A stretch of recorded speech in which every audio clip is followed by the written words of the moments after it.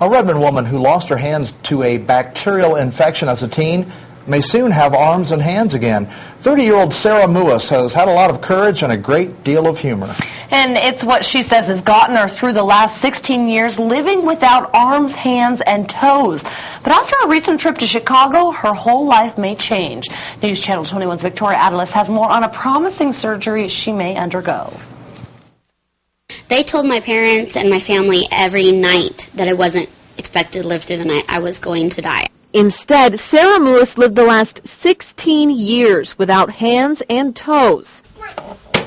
It all started when Sarah was 14 and was diagnosed with pneumococcal sepsis, a bacterial infection that left her with a tough reality to face. When the doctor came in and said, "Sarah, we're going to have to take your hands and toes off," I said, no.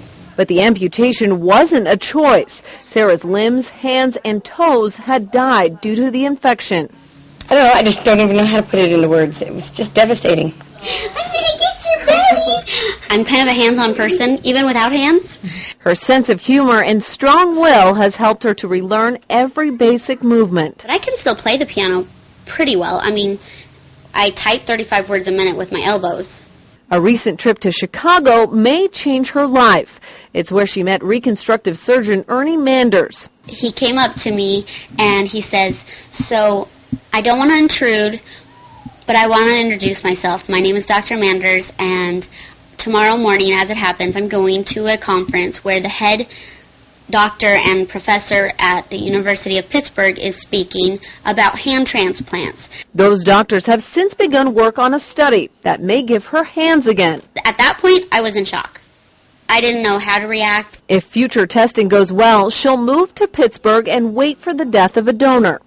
They want skin color around the same and body size around the same, and a female, of course, because I don't want hairy arms. For Sarah, she knows there's still a long road ahead, but just the thought of possibly having arms and hands again makes it all worth it. If I did this, I could be able to hold my kids' hands, because intertwining your fingers, there's not a feeling like that in the world. And that was Victoria Atlas reporting. Sarah will soon go back to Pittsburgh to find out if she's a candidate. If she does find a donor, the free surgery would need to happen within 10 hours. Now, if you'd like to help, you can do so through the Sarah Mues donation account at any U.S. Bank branch. We wish her the best. That's a terrific amazing story. Yeah.